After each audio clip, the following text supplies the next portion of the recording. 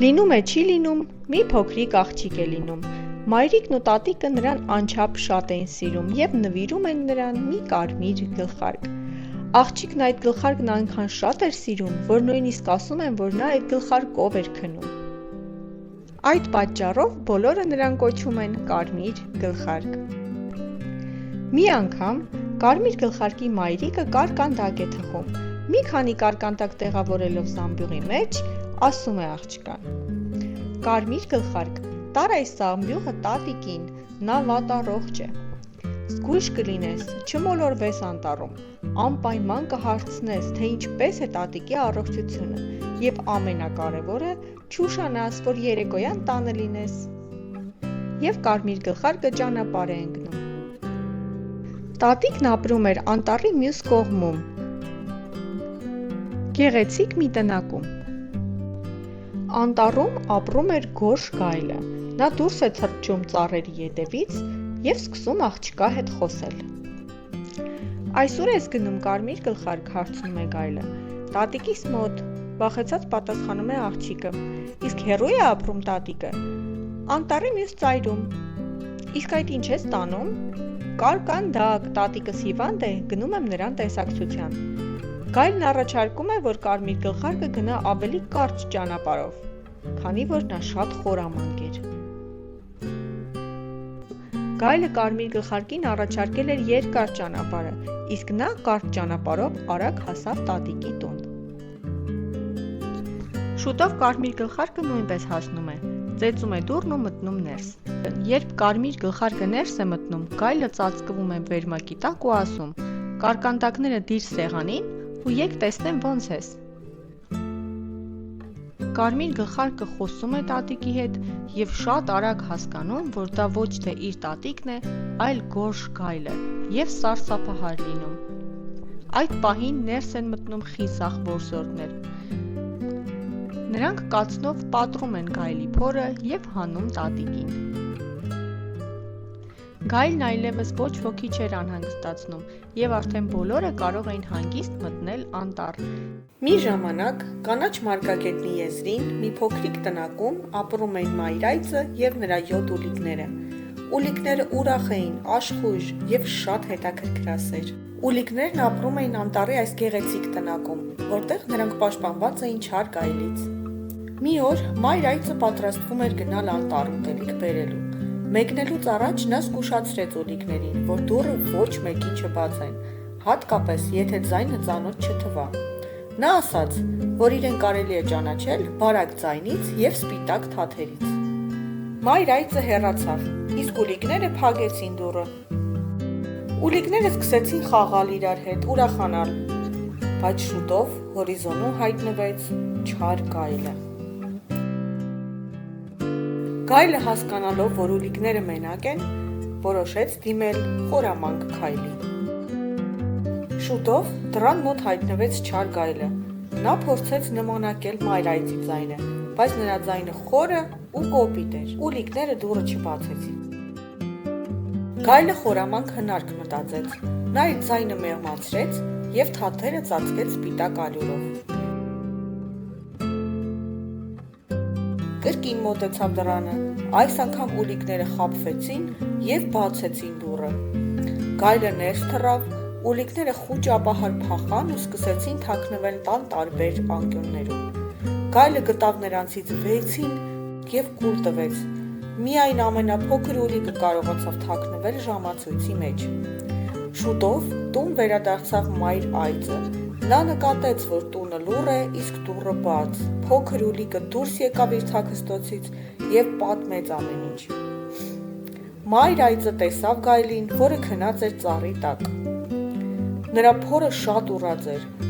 Այծը զգուշորեն բացեց գայլի փորը և դուրս բերեց բոլոր ուլիկներին, ողջ և առողջ։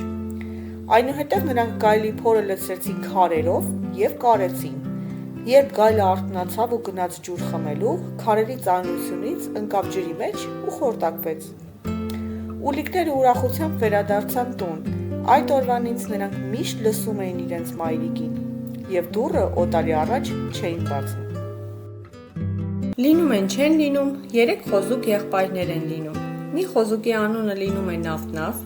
մյուսինը Նիվ-Նիվ, իսկ փոքր եղբոր անունը Նուֆ-Նուֆ։ Նրանք ապրում էին անտառի հարևանությամբ, ամբողջ ամառ նրանք ուրախ խաղում էին, ոչ մի հոգս չունեին խոզուկները, ուտելիքն էլ առատ էր, իսկ եղանակը տաք։ Թվում էր, թե ամառը երբեք չի ավարտվելու։ Բայց ահա, անհոգ ամառն ավարտվեց ու զգացվեց աշնան շունչը։ Նուֆ-Նուֆը նկատելով թափվող տերևները եղբայրներին առաջարկեց տուն կառուցել, սակայն նրանք ընտրեցին խաղն ու զվարճանքը։ Մինչև ձմեռ դեռ շատ ժամանակ կա, այսպես էին պատասխանում նրանք իրենց եղբորը։ Նուֆ-Նուֆը որոշեց քարե տուն կառուցել, ձեռք բերեց աղյուսներ ու գործի անցավ։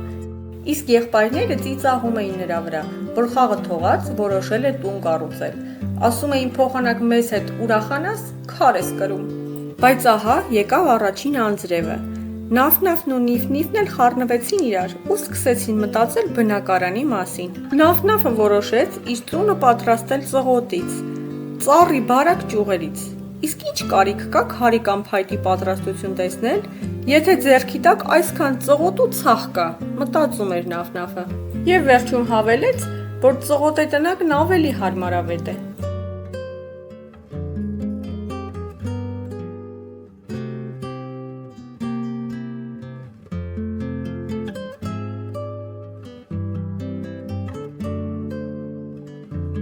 Նիվ-Նիվը որոշեց փայտե տուն կառուցել, ձեռք բերեց փայտե տախտակներ և սկսեց իր գործը։ Կարիք չկա քարե տուն պատրաստելու, մտածում էր նա, փայտե տունն ավելի հեշտ է կառուցել, բացի այդ շատ հարմար կլինի։ Եվ ահա տեսնում ենք, թե ինչպես է նստել իր փայտից տամբակում և թեյ խմում, վայելում էր կյանքն ինչպես կարողանում էր։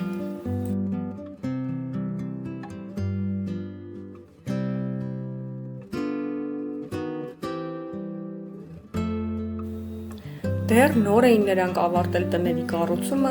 երբ վրա հասավ ձմեռը։ Ձմռան գալուստի հետ մոտակայքում լսվեց սոված գայլի ոռնոցը։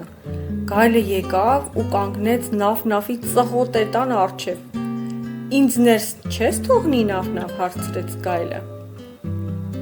Խոզուկը վախից ոչինչ չպատասխանեց, միայն ավելի ամուր սեղմեց տան դուռը։ Լավ, ասաց գայլը, այդ դեպքում ես հիմա կփչեմ ու քո տունն օդ կբարձրանա։ Որքան թոքերում ուժ կար գայլը փչեց։ Ծղոտե տնակը պոկվեց գետնից ու օդ բարձրացավ, իսկ օդում մաս-մաս եղավ ու թափվեց ցած։ Նավ-Նավը սարսափահար եղավ և փախավ։ Նա գնաց ուղիղ միջնեկ եղբոր տուն, որը փայտից էր կառուցել իր տունը։ Գայլը եկավ ու կանգնեց Նիվ-Նիվի փայտե տան առջև։ Ինձ ներս չեք թողնի, խոզուկներ։ Եղբայրները վախից ոչինչ չպատասխանեցին։ Լավ, ասաց գայլը, հիմա ես կփչեմ ու քո տունն էլ օդ կբարձրանա։ Գայլը օդ հավաքեց թոքերն ու փչեց, փայտե տնակն էլ խարխլվեց և փուլ եկավ։ Վախեցած խոզուկները վազեցին դեպի կրտսեր եղբոր քարե տունը, իսկ գայլը անշտապ գալիս էր նրանց հետևից։ Վերջապես հասնելով տեղ, նա կանգնեց քարե տան առաջ ու հարցրեց. Ինձ ներս չեք թողնի, խոզուկներ։ Հեռացիր, քանի ողջ է, սպառնաց Նուֆ-Նուֆը։ Լավ, բարկացավ գայլը, հիմա ես կփչեմ ու քո տնակն էլ օդ կբարձրանա։ Գայլը փչեց, բայց տունը տեղից չշարժվեց։ Կրկին փչեց, դարձյալ ոչինչ չեղավ։ Այնքան փչեց գայլը, մինչև հոգնեց։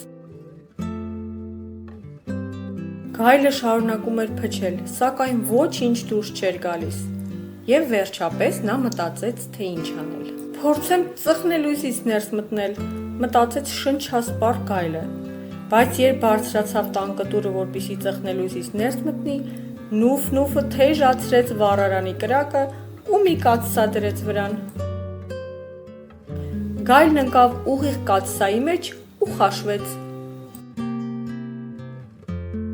Այդպես խոզուկներն ազատվեցին չար գայլից։ Նրանք ողջ ձմեռն ապրեցին կրտսեր խոզուկի տանը, ինչպես նաև նրանց միացավ իրենց մայրիկը։ Իսկ գարնանը իրենց համար նույնպես քարե տնակներ կառուցեցին, քանի որ քարե տունը շատ ամուր է։ Չմոռանաք հետևել մեզ, քանի որ հաջորդ հեքիաթը լինելու է Հենզելի ու Գրետելի մասին։ Ես գիտեմ, որ դուք շատ եք սպասում այդ հեքիաթին, այնպես որ գնացինք։ Մի ժամանակ խիտ անտառի եզրին ապրում էին եղբայր ու քույր Հենզելն ու Գրետելը։ Նրանք ապրում էին իրենց հոր և խորթ մոր հետ։ Ընտանիքը շատ աղքատ էր և օրեցօր կյանքը դառնում էր ավելի դժվար։ Մի օր խորթ մայրը որոշեց երեխաներին տանել անտառ և թողնել այնտեղ։ Հայրը տխրեց, բայց չկարողացավ հակառակվել։ Հենզելը լսելով նրանց խոսակցությունը, գիշերը փոքրիկ քարեր հավաքեց։ Հաջորդ օրը նրանք մտան անտառի խորքը։ Երբ ծնողները հեռացան, Հենզելը քարերով նշաններ էր թողել ճանապարհին։ Երեկոյան երեխաները գտան ճանապարհը և վերադարձան տուն։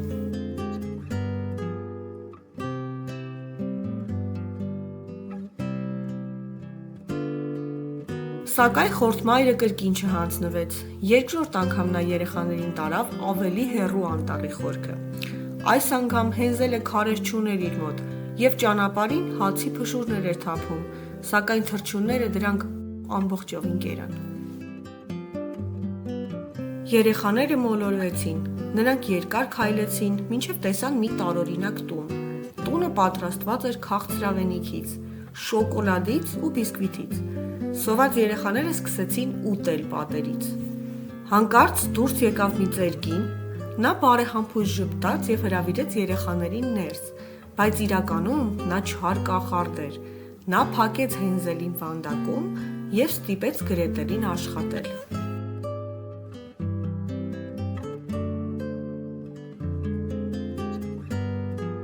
Օրերը անցնում էին։ Կախարդը ուզում էր գիրացնել Հենզելին։ Մի օր նա հրամայեց Գրետելին վառել վառարանը։ Գրետելը խորամանկ ձևով խաբեց կախարդին, և երբ նա մոտեցավ վառարանին, Գրետելը նրան հրեց ներս։ Կախարդը վերացավ։ Երեխաներն ազատ էին։ Նրանք գտան կախարդի գանձերը և ճանապարհ ընկան տուն։ Երկար ճանապարհից հետո նրանք վերադարձան իրենց հոր մոտ։ Խորթ մայրը այլևս այնտեղ չէր։ Հայրը ուրախությամբ գրկեց երեխաներին։ Այժմ նրանք ապրում էին խաղաղ ու ապահով,